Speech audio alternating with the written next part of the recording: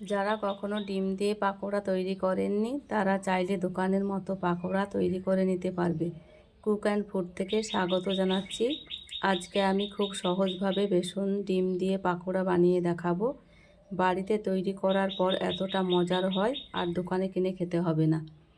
3টে ডিম সেদ্ধ করে ছিলে পরিষ্কার করে ধুয়ে নিয়েছি। 4 ভাগে ভাগ করে কেটে নিচ্ছি।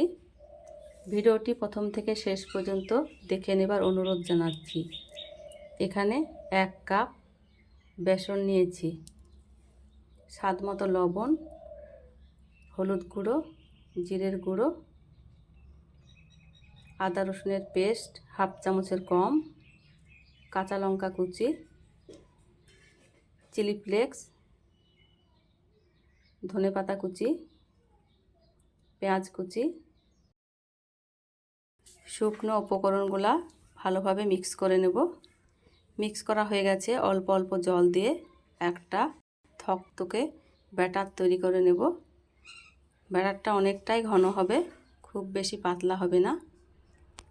আমি 5 মিনিট ফেটিয়ে নিয়েছি।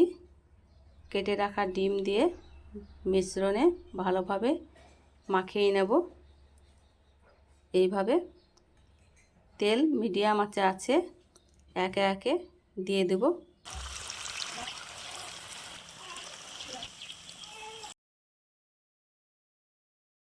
এইভাবে পাকোড়া করে খেতে তো দারুণ হয়।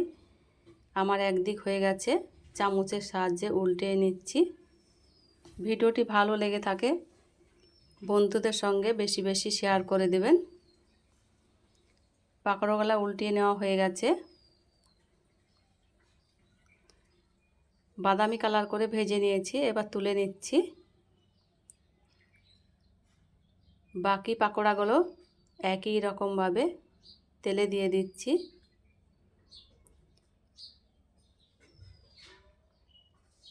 খেতে তো অসম্ভব মজার, আপনারা একবার এইভাবে ট্রাই করে দেখবেন।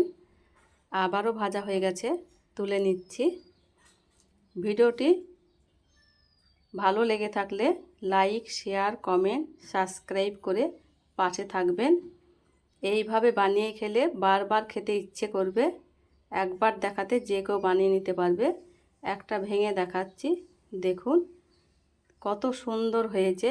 খুব সহজেই বাড়িতে ডিম থাকলেই অনায়াসেই বানিয়ে নেওয়া যায়।